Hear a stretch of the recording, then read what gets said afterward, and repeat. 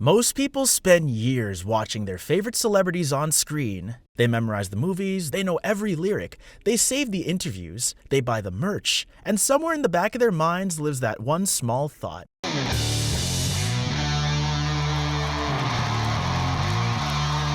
Most people laugh, take a photo, move on, but then they get to one fan, and everything changes. Okay, chat.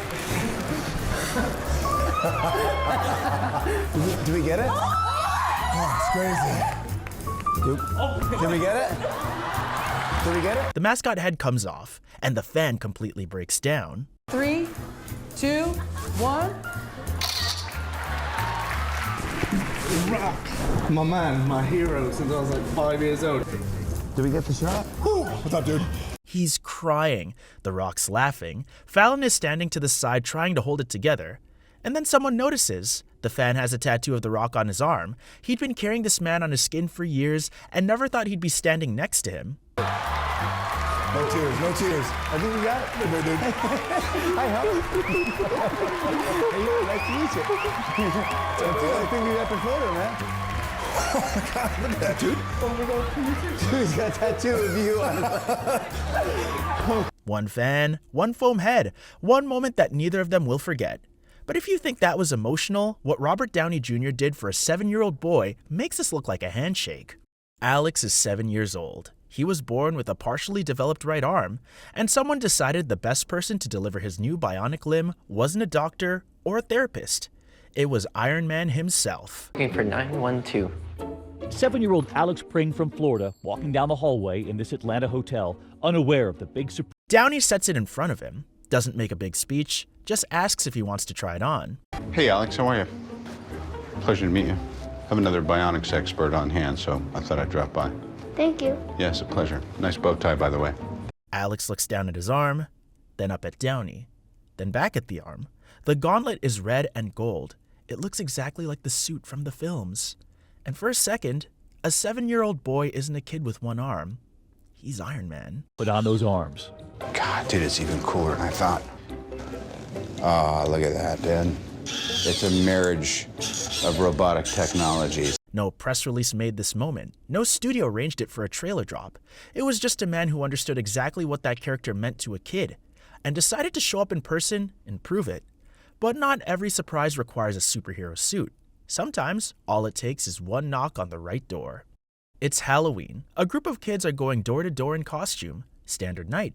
They walk up to one house, decorated, nothing unusual, and knock. Hi. Guess who I am? Olivia Rodrigo. You guys like Olivia Rodrigo? Yes, she's like one of my favorite artists. Oh my God. Happy Halloween! Hi! Nice to meet you. I went to your concert. No way! Did I look just like that? One of them immediately says her name. Not, oh my God, not screaming, just Olivia Rodrigo, like their brain needed to say it out loud to confirm it was real. Or do you guys want candy? Candy. Is that better? Yeah. Yeah? What about that? Oh, no, I'm good. You know who I am? Do you know who this is? No. What his costume is? No. Do you, Sweet Pea? She hands out candy, tells them they made her day. The kids stand there for a second longer than necessary, the way you do when you're not quite ready to walk away from something. Hey, do you guys have a favorite singer? Taylor Swift, Olivia Rodrigo. Olivia Rodrigo. Yeah? Well, that's a good answer. Happy Halloween! Thanks for saying that. You made my day. He couldn't move, candy in hand, favorite artist 3 feet away, completely short-circuited. And honestly, who could blame him? But sometimes the surprise isn't at the door. Sometimes it's waiting inside a ride you've been in line for 20 minutes to board. The Pirates of the Caribbean ride at Disneyland has been running since 1967. Every figure on that ride is a robot. Passengers know this. They've seen it 100 times. So when the boats float past a figure that looks exactly like Captain Jack Sparrow, nobody thinks twice.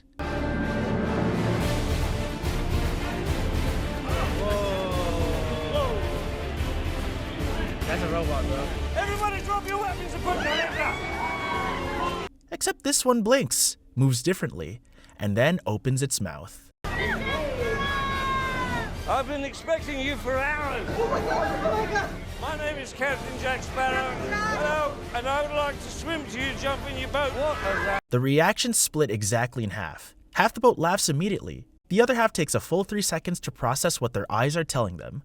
Because their brain keeps overriding it. It's a robot. It's gotta be a robot. Robots don't do that.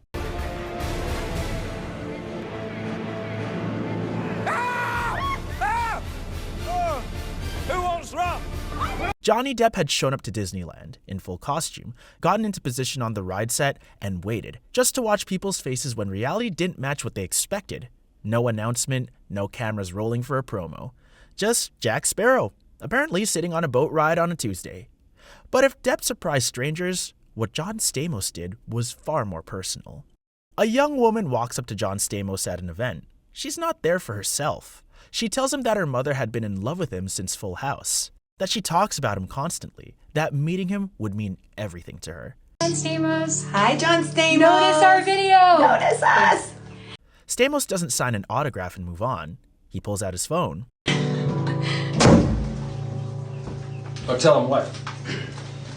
The mother answers, has no idea who's calling, and then Stamos starts talking, and the sound on the other end of the line shifts completely. You're beautiful. You married? The daughter is watching her mother's reaction through a phone screen. Stamos is grinning, and somewhere on the other end of that call, a woman is having the best Tuesday of her life without leaving her house. That one was personal, but what Ed Sheeran did, that one arrived exactly at the right moment. A couple's getting married. The reception is running. It's time for the first dance. But there's a problem. Something with the music is, well, something's off. The moment feels like it's slipping. Hey. Hi, guys. Sorry to pop into your wedding. You're a lucky man, Matt. Thank you very much. Thank you very much. And we know Kai is also lucky to have Matt, and what a great husband you're going to be. It is time for our first dance. The room goes quiet, and then the host says they've arranged a wedding singer. Husband and wife, bring in the wedding singer, please. Here he is.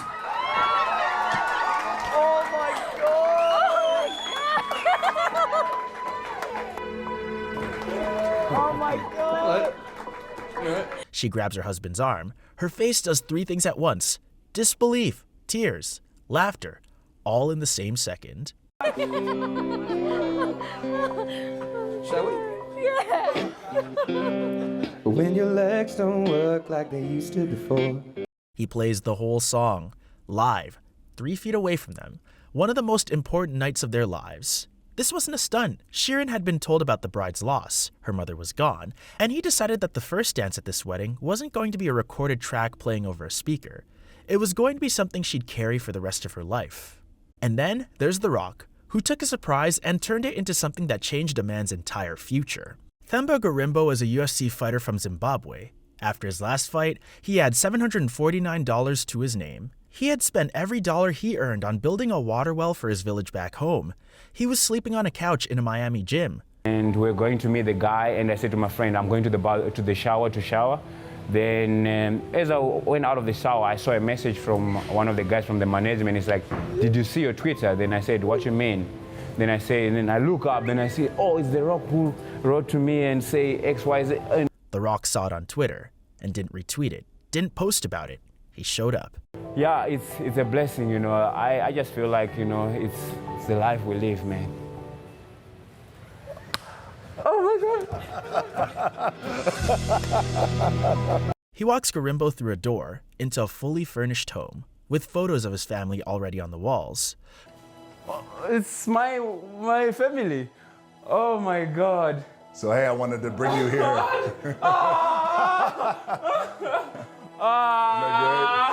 Gorimbo stands in the middle of the room and just stops, looks at the pictures, looks at The Rock, looks back at the pictures. The man who gave away everything he had so his village could have clean water was now standing inside a home of his own. And look at this. Yeah, I know. Thank you so much, brother. Thank you. So, Themba. There's no punchline to that one, no twist. Just a man who had nothing and another man who decided that wasn't going to stay true. Here's what all these moments have in common. Nobody asked for them, nobody was prepared, and that's exactly why they hit the way they do. A scripted interview can be polished, a press appearance can be managed, but the second a fan looks up and realizes who's actually standing in front of them, that reaction belongs to nobody but them. No PR team planned that, no camera angle made it better. It was just a real person, completely caught off guard, face to face with someone they never thought they'd meet. And for a few seconds, the whole world got smaller. Drop your dream celebrity encounter in the comments. Who would make you completely lose it?